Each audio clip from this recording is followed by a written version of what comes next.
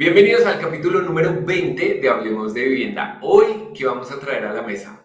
El pasado 25 de abril de este año estuvimos en la Asamblea de Camacol, que la hacen una vez al año, donde se reúnen todos los constructores y acá vimos varias presentaciones muy interesantes que queremos compartir con ustedes el día de hoy. Vimos de todo, cifras del sector de la construcción, propuestas, cómo va la economía, cómo va el sentimiento del comprador para comprar vivienda, qué están pensando las constructoras y todas esas diapositivas se las resumimos acá con las imágenes más interesantes o las estadísticas más interesantes para compartirlas con ustedes y que también puedan entender hacia dónde va el sector y en qué estamos poniendo los ojos los que estamos en el sector de la construcción. Y bueno, Lucas, con esa introducción me gustaría que empezaras con la primera diapositiva de lo que vimos ese día en ese evento de Camacol.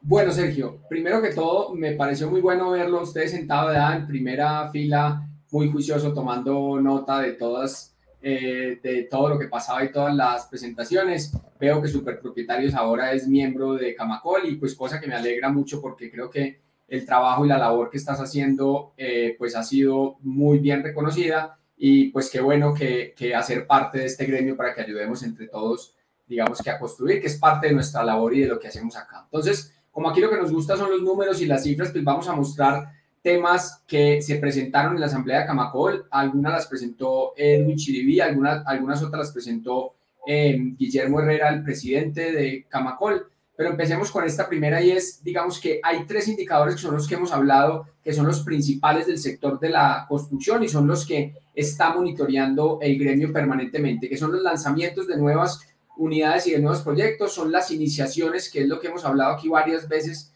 que son las que mueven la aguja y las que mueven el sector, y las ventas de vivienda. Entonces, aquí pues la cifra que la venimos diciendo y que se reitera, se ve con esta caída en esta curva, esto parece una montaña rusa, que al parecer está estabilizándose, pero pues digamos que esa tendencia que viene tan a la baja nos devolvió 10 años en las cifras del sector. Entonces, ¿qué quiere decir esto? En lanzamientos vamos en 116.000 lanzamientos. Esto se toma 12 meses del año corrido, es decir, desde abril hasta marzo del 2024, desde abril del 2023 hasta marzo del 2024, ha habido 116.000 nuevos lanzamientos. En el tema de iniciaciones, 129.000 iniciaciones y pues ventas, que lo hemos dicho en reiteradas ocasiones, 133.000 unidades vendidas en el último año. Recordemos que 2023 lo cerramos total enero a diciembre con 134.000. Entonces, esperemos que esta curva y que podamos tener próximamente, digamos que una estabilización y volver otra vez a coger hacia arriba un poco, pero digamos que estas son las cifras que se presentaron al cierre. Entonces, continúa Sergio con la siguiente diapositiva. En esta diapositiva les queremos mostrar, esto es a nivel país, cómo se han comportado por trimestres las ventas de vivienda nueva acá en Colombia.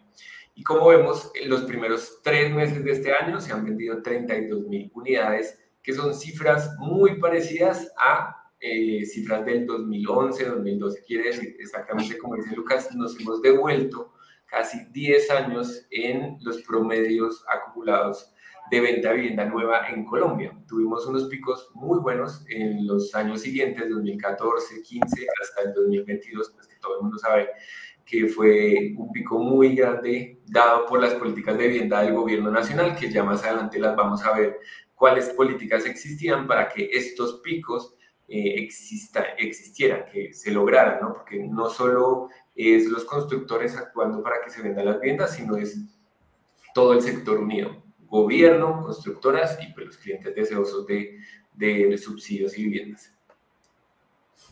Perfecto, entonces ahora pasamos a una que pues tiene muy preocupado en general a todo el sector y es los desistimientos de vivienda nueva.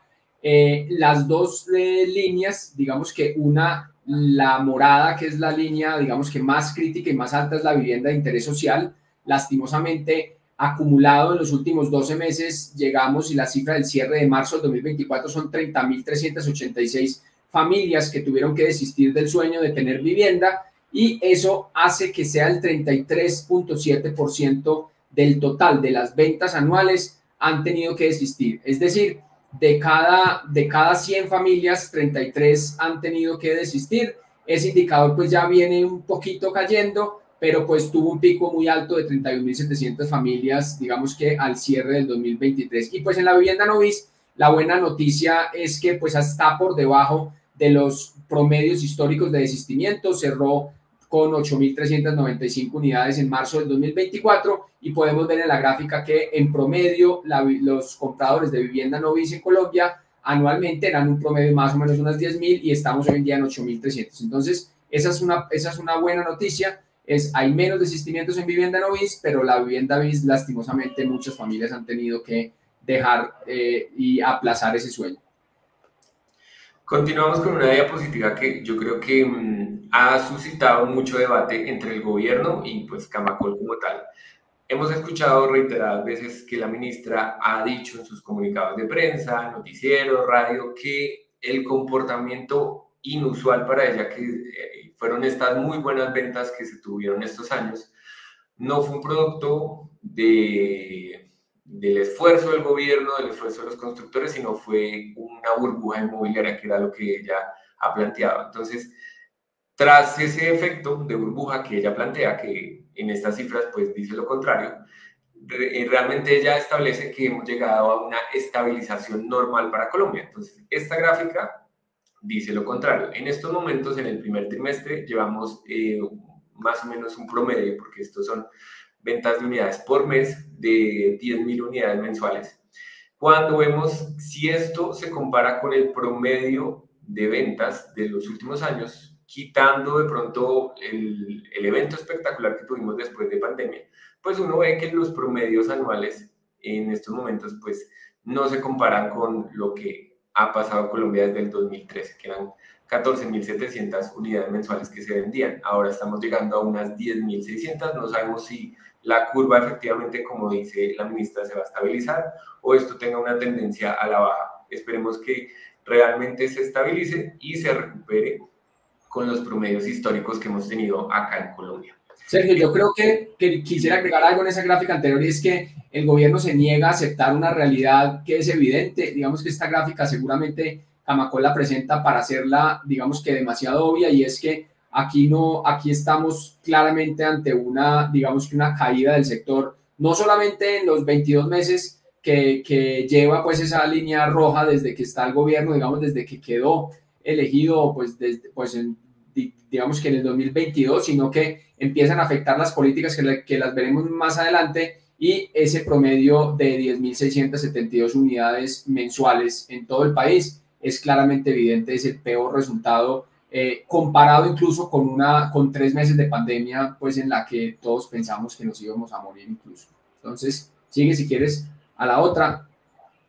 Y esta es muy importante porque estas ventas de vivienda nueva en Bogotá, entonces aquí se comparan las tres líneas, la vivienda BIS, que es la línea verde, la vivienda no BIS, que es la línea azul, y la vivienda BIP, que es, digamos que se ha querido también vender la idea de que es que el sector se está reactivando con los proyectos BIP, pero aquí queremos aclarar que solamente en Bogotá la vivienda BIP pesa el 7% nomás, o sea, se vendieron 2.767 unidades de vivienda en todo Bogotá. Y esto estamos hablando de unas cifras acumuladas a 12 meses. Es decir, en un año se venden 2.700 viviendas BIP en Bogotá. Y digamos que aquí pues ya la gráfica muestra, digamos que esos picos de vivienda BIP están muy asociados a digamos que al lanzamiento de proyectos muy importantes para la ciudad, como han sido el Plan Parcial Campo Verde y Lagos de Torca. Entonces, cuando se lanzan esos proyectos, que esos proyectos tienen una obligación de vivienda BIP, pues pesan el 12% de las ventas cada que se lanza un proyecto de esos, y son los proyectos que más aportan a la vivienda BIP. Es decir, esto en términos prácticos es: un constructor en Bogotá no puede hacer vivienda BIP que sea rentable, tiene que hacer la vivienda la que está obligado a entregar, como las cargas o las que está obligado a construir. Entonces, la vivienda BIP no es que vamos a lanzar un programa y vamos a incentivar con subsidios a las familias para que compren BIP. No, porque mientras no se incentive la oferta desde el lado del constructor, pues va a ser muy difícil que salgan esos nuevos proyectos, y este pico, digamos que estas ventas está claramente explicado a qué corresponde ese fenómeno de la venta de la vivienda BID. De acuerdo con Lucas, porque hemos visto que el gobierno, sus esfuerzos ahora están dedicados a la vivienda de interés prioritario, esa de 90 salarios, pero esos esfuerzos pues van a quedar un poco estancados porque no existe como tal esa oferta para aplicar hacia donde ellos quieren llevar la política de vivienda. Y esto nos demuestra prácticamente que no solo es necesario la política, sino también la interacción con el sector construcción, para que exista la política y exista dónde aplicar esa política en proyectos reales. De aquí en adelante, pues vamos a ver que esta gráfica no va a tener un salto impresionante y lo vamos a ver aquí en la siguiente, que es Cundinamarca, que pasa algo muy parecido. En Cundinamarca, el aporte de vivienda de interés prioritario, pues también es muy poco. El último macroproyecto que se ha lanzado en Cundinamarca es Avivir Suen Suacha, de la constructora Piros junto a Compensar, y vemos que solo están aportando a la oferta 912 unidades de vivienda para que las personas puedan aplicar esas políticas que está sacando el gobierno. Y realmente el grueso está en la vivienda de interés social, 10.000 unidades que pues están quedando desprotegidas porque las políticas tanto a nivel de subsidios, crédito y otros beneficios que está sacando el gobierno no está en ese rubro que es donde pesa más la vivienda en estos momentos. Lucas, y en la siguiente diapositiva que pues está...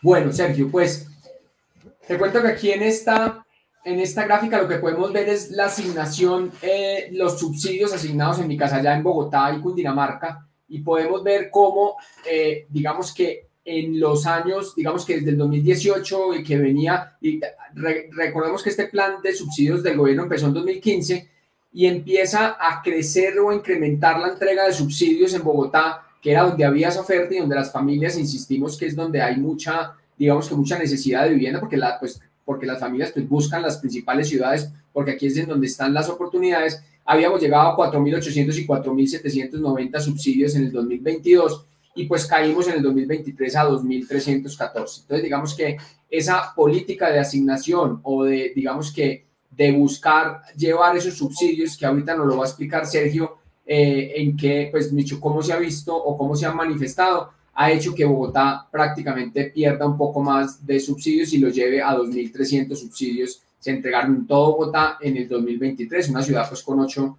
millones de habitantes y que ya vimos que tenía pues unos ritmos de ventas pues muy superior a estos. Y en Cundinamarca sucede algo similar, 2021 se entregan 11.000 subsidios, 2022 7.700 subsidios y en 2023 cae a 3.873. Entonces, Sergio, la verdad es que no tenemos nada personal, digamos que con la ministra o con el ministerio, pero cuando en las publicaciones dicen que es que el programa de Mi Casa Ya ha sido todo un éxito, a mí sí me da mucha pena, pero yo sí siento que pues digamos que los cambios o las modificaciones que le han hecho a ese plan no han en nada mejorado las condiciones, al menos no para las regiones que estamos evaluando en este momento, no para Bogotá y para las principales ciudades que, repito, es donde hay más personas en este momento necesitando de esos recursos y de esos apoyos.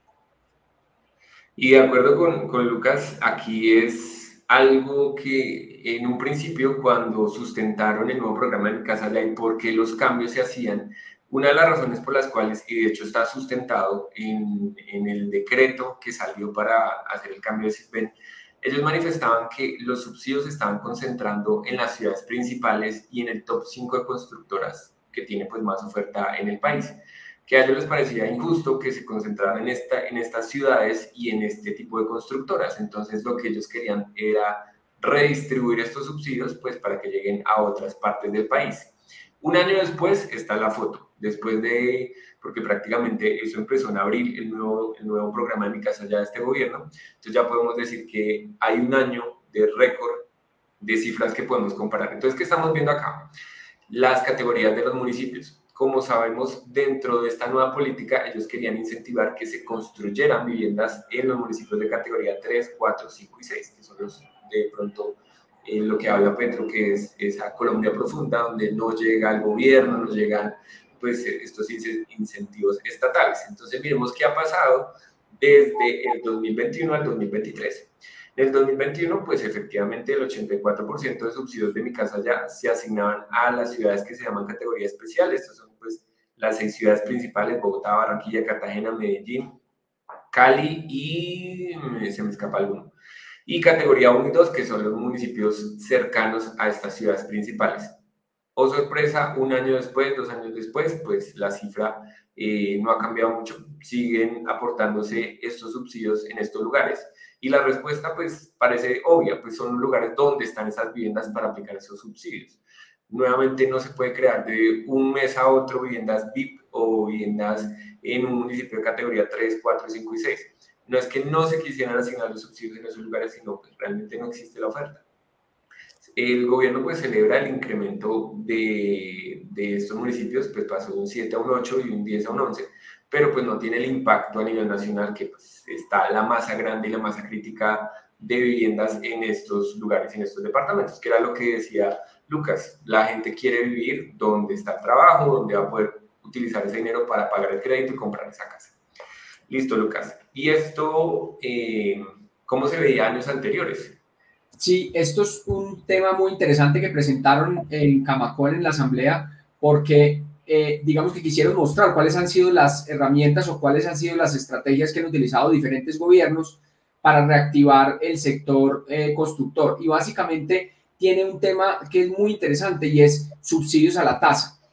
Aquí no estamos hablando del programa de subsidio de Mi Casa Ya, estamos hablando de cómo mediante el Fresh 1 que salió en 2009, se lanzaron 94.000 subsidios para vivienda bis y 41.500 subsidios para vivienda no bis por 1.1 billones de pesos, y eso lo que hacía era que la gente cuando sacaba el crédito pudiera reducir durante 7 años inicialmente ese valor de la tasa que paga. Entonces eso hace que las familias vean en comprar vivienda una oportunidad, que obtengan el cierre financiero mucho más fácil, que ese valor del pago del crédito que lo sacan a 20 años, pues se les ajuste con el valor del arrendamiento y sea pues evidentemente más atractivo estar usted pagando su crédito hipotecario al mismo valor o un valor muy similar de lo que paga en arrendamiento. Luego vino la PIPE 1, que era en 2013, 86.000 viviendas de subsidio a la tasa, digo, y 30.471 en la vivienda no bis. Luego vino el PIPE 2 en 2015, 30.000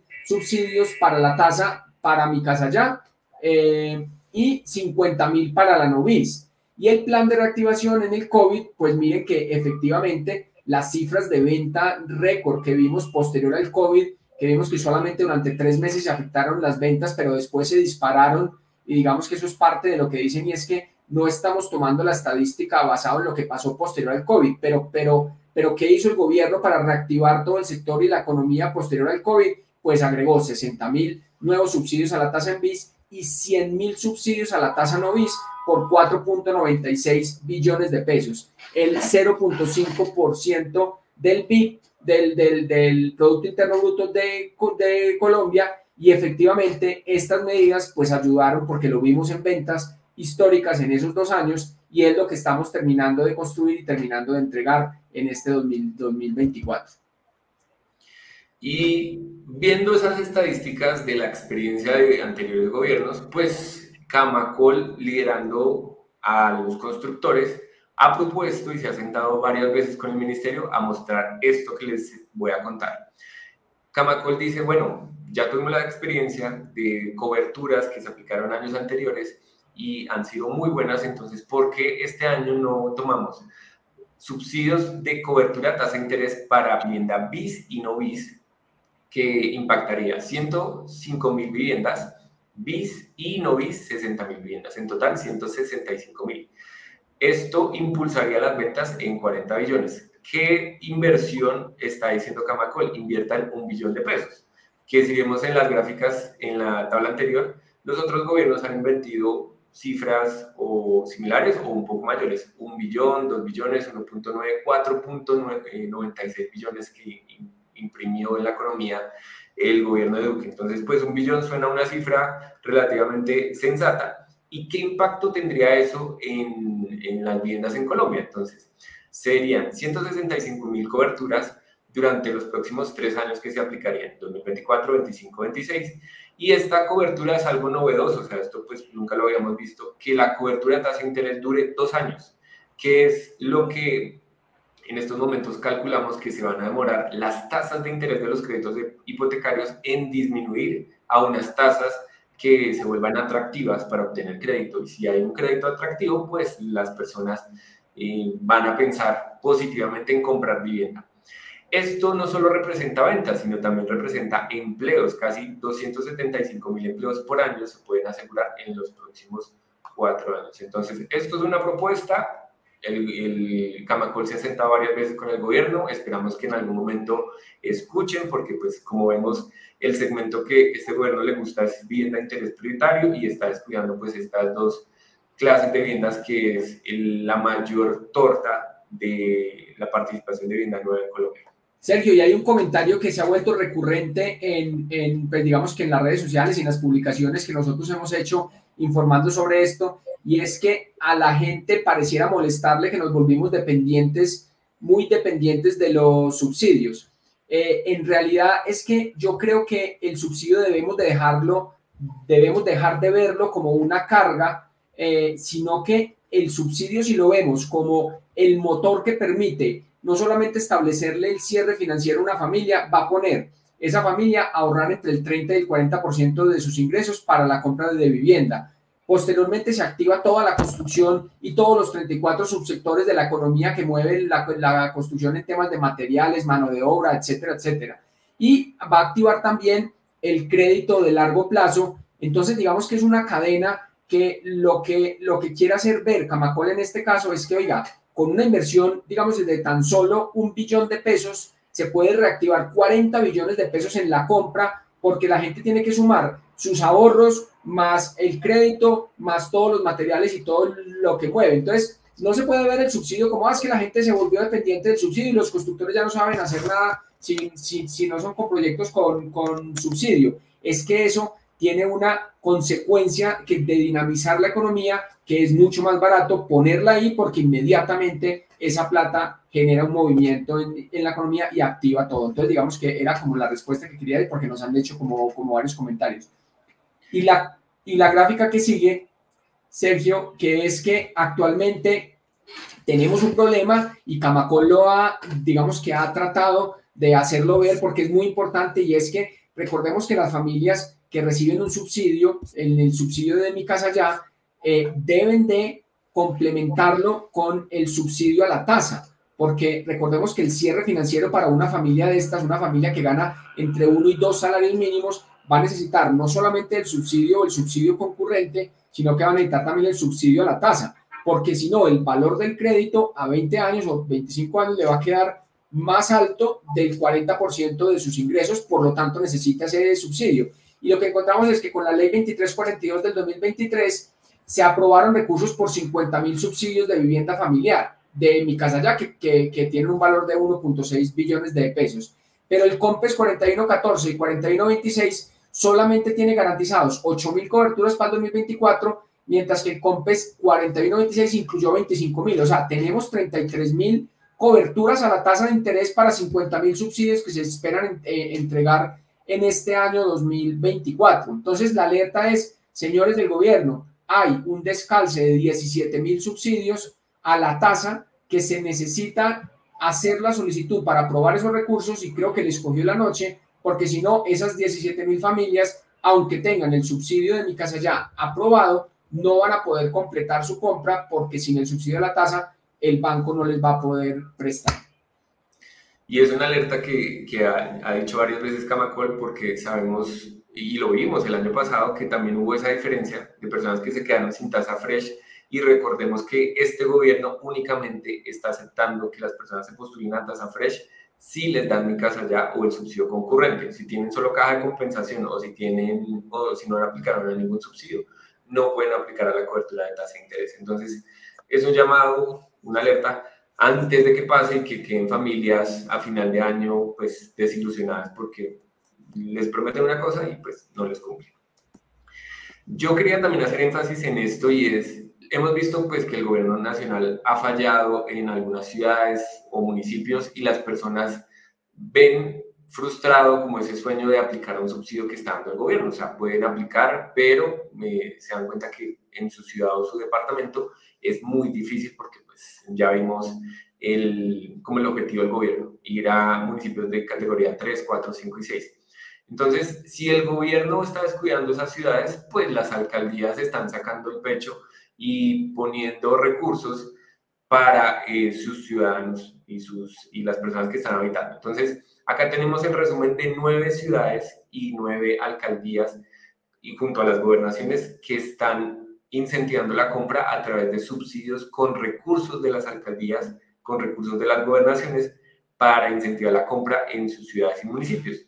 Ellos son conscientes del problema y no van a esperar que el gobierno reaccione, entonces se han puesto, como decimos, la camisa 10 para poder sacar adelante esas viviendas. Entonces está Bogotá, Cali, Valle del Cauca con la gobernación de Antioquia también, la alcaldía de Montería, la gobernación de Atlántico, la alcaldía de Medellín, Barranquilla y Cartagena de Indias, que tienen subsidios adicionales. Y lo más interesante es que se pueden sumar con los de caja de compensación y si tienen mi casa ya, pues también.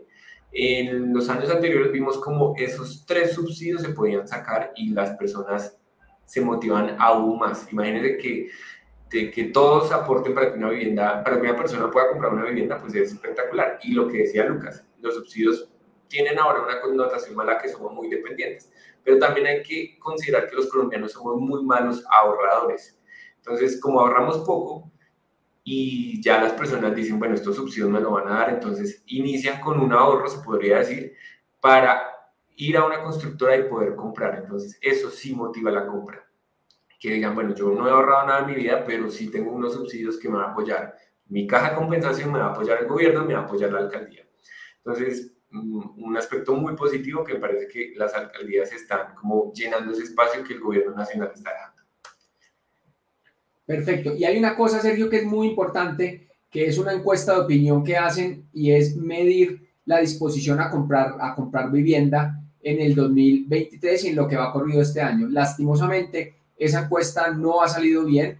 Durante todo el 2023 estuvo en menos 46.3% y en lo que va corrido este año, en el primer trimestre, si bien mejoró un poquito, pero seguimos en niveles de menos 42.1% el interés a comprar vivienda. Entonces, necesitamos ponernos en esos años. Miren que por allá sobre el 2018, sobre el 2019, pues digamos que había, digamos que un interés de las familias y de las personas, y es que cuando le preguntan qué tan probable es que usted compre vivienda este año, y pues digamos que ahí está la respuesta, estamos en unos niveles muy bajos y eso pues tampoco ayuda este año.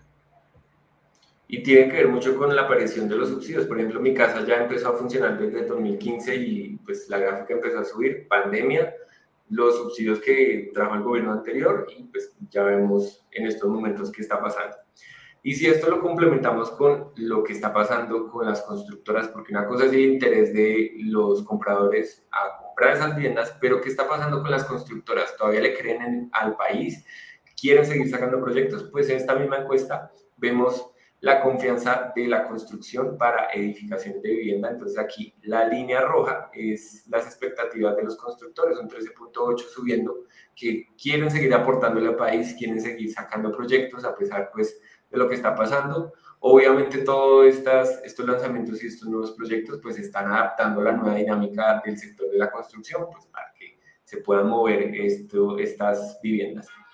Este obra pública no lo vamos a tratar, vamos a enfocarnos en este video. Pero es muy interesante, Sergio, ver cómo, pues mientras estábamos, digamos que en la parte de atrás de la asamblea y hablábamos con otros colegas y con otros constructores, digamos que todos coincidimos que si bien la situación está muy dura, en su gran mayoría seguimos buscando proyectos, seguimos buscando donde hay oportunidades, nuevos lanzamientos. Entonces, digamos que esta gráfica pues representa claramente una sensación que hay en el sector de que es lo que sabemos hacer, queremos seguirle apostando al país, queremos, digamos que poner nuestro grano de arena para ayudar a mejorar el tema. Entonces así, las ventas y digamos que la situación o el interés de comprar vivienda esté abajo. Creo que los constructores y la sensación que me quedó a mí, digamos que de esa asamblea y de esa reunión pues ahí entre constructores y colegas, es que pues definitivamente tenemos que buscar nuevos proyectos y tenemos que seguir adelante con esta industria que pues que nos ha aportado tanto. Y Lucas, terminemos con esta diapositiva que es, bueno, si el sector de la vivienda nueva está en estos números rojos, ¿qué está pasando con la vivienda usada? Sergio, aquí lo hemos repetido, yo creo que incansablemente, y es que esto hay que verlo como una oportunidad para aquellas personas que están construyendo vivienda para renta, pero también digamos que es una realidad y es que a medida que cae la oferta de nuevos proyectos y que se dejan de construir en el país, pues el precio de la vivienda usada y correspondientemente el precio de los arrendamientos empieza a subir. Entonces, esta gráfica, que es una gráfica que va a unos niveles, digamos que subiendo y que tiene pues en ese índice incrementándose, es que a partir del primer trimestre del 2023 ha empezado a subir el precio tanto de la vivienda usada como seguramente el precio de la vivienda nueva, que por no haber nueva oferta, repito, y haber tanta demanda, porque por allá en un video hace mucho rato hablamos de digamos que del déficit de vivienda cuantitativo, que estamos hablando de 1.500.000 familias que buscan vivienda. Entonces, hay mercado, hay pocos proyectos, la gente no está pudiendo comprar y eso pues conlleva a que tanto el precio de la vivienda usada como el valor de los arrendamientos esté cada día y cada año subiendo un poco más. Listo, Lucas. Esta es la última diapositiva que les traemos el día de hoy. Hablaron más cosas en la asamblea, pero pues obviamente la asamblea duró todo un día, que estaríamos aquí horas y horas hablando sobre lo que vimos. Esto es como lo más impactante, de pronto hay otros temas que ya habíamos tratado, entonces no queremos volver a repetir eso que les mostramos. Seguramente si hay más oportunidades de gráficas y estadísticas para mostrarles, lo haremos en un siguiente capítulo. Hasta luego.